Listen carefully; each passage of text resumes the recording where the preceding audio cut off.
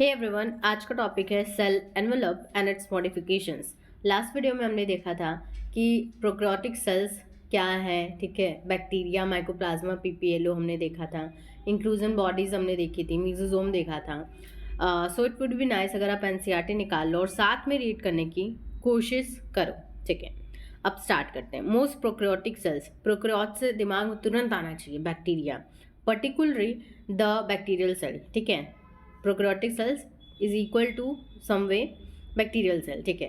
Have a chemically complex cell envelope. जो bacteria होता है उसके पास क्या होता है, एक एनवेलप होता है, ठीक है, और वो बहुत ही ज़्यादा कॉम्प्लेक्स होता है।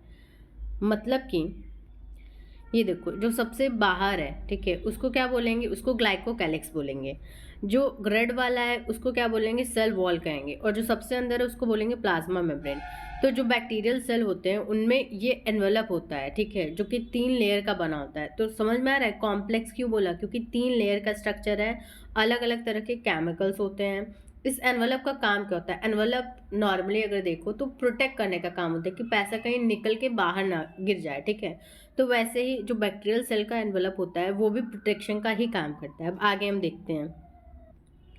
The envelope consist of a tightly bound 3 layered structure, that is the outermost glycocalyx followed by the cell wall and then the plasma membrane। समझ में आ गया कि मतलब जो तीनों स्ट्रक्चर है, तीनों लेयर्स जो है वो टाइटली बाउंड है, मतलब टाइटली एक दूसरे से जुड़े हुए हैं। सबसे बाहर ग्लाइकोकैलिक्स है, फिर उसके अंदर सेल वॉल है, फिर plasma membrane.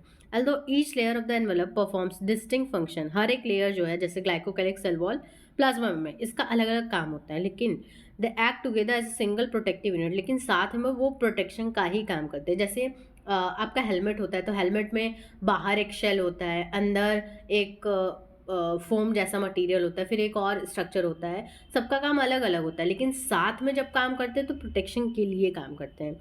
Bacteria can be classified in 2 groups. Bacteria को 2 ग्रुप में बांटा जा रहा है, किसके बेसिस पे, differences in the cell envelope. ये जो सेल एनवेलप है उसमें क्या अंतर है उसके बेसिस पे, and the manner in which they respond to the staining procedure, और किस तरह से अगर उसे स्टेन किया जाता है, ठीक है, तो वो रिस्पॉन्ड करता है।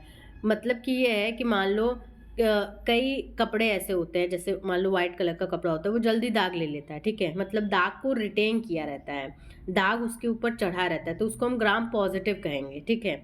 मतलब ऐसे बैक्टीरिया जिन पे अगर कोई स्टेन डाला जाए और वो स्टेन वो रिटेन किए रहे हैं, ठीक है, तो उसे ग्राम पॉजिटिव बैक्टीरिया कहेंगे।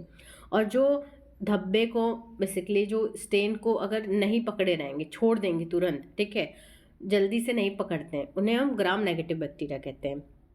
तो वही बता रहा है, develop by Gram with those that take up the Gram stain. जो ले रहे हैं ग्राम स्टेन को उसे ग्राम पॉजिटिव कह रहे हैं, जो नहीं ले रहे उसे ग्राम नेगेटिव बैक्टीरिया कह रहे हैं। तो 2 ग्रुप में डिवाइड किया गया, एक ग्राम पॉजिटिव, ग्राम नेगेटिव। किसके बेसिस पे, differences in the cell envelope, दूसरा किस मैनर में वो स्टेनिंग प्रोसीजर में रिस्पॉन्ड करते हैं, ठीक है। ग्लाइकोकैलिक्स की हम बात करते हैं।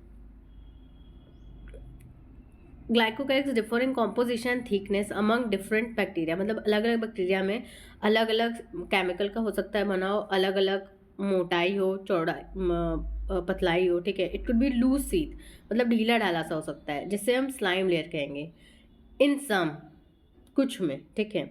While in others it may be thick and tough, हो सकता है दूसरों में क्या हो, एकदम मोटा तगड़ा हो, ठीक है, उसे कैप्सूल कहेंगे। सेल वॉल जो है, जो सबसे अंदर है, सबसे अंदर नहीं जो बीच में है, वो शेप ऑफ द सेल को बनाता है, ठीक है, और स्ट्रॉन्ग स्ट्रक्चर सपोर्ट, मतलब कि बिल्डिंग ढह ना जाए उसको सपोर्ट चाहिए, ठीक है, और वो सपोर्ट सेल वॉल देता है, बैक्टीरिया को बर्स्ट करने से बचाता है, ठीक है। प्लाज्मा मेम्ब्रेन का काम सेलेक्टिवली परमिएबल होता है, यानी कि हर चीज़ को वो अलाउ नहीं करता कि भाई तुम अंदर आ सकते हो, बाहर जा सकते हो, नहीं, एक लिमिट लगा रखा है, चुनता है मॉलिक्यूल्स को कि कौन सा मॉलिक्यूल अंदर आ सकता है, कौन सा नहीं, इसीलिए सेलेक्टिवली बोला गया है। परमिएबल का मतलब है अलाउ करना है। Interact with the outside world, this membrane is similar structurally to that of eukaryote. जैसे यूकैरियोट में पाया जाता है वैसे ही प्रोकैरियोट्स में भी पाया जाता है। अब नीट के इंपॉर्टेंट लाइन्स, ये सारे इंपॉर्टेंट लाइन्स हैं। सो या दैट इज इट।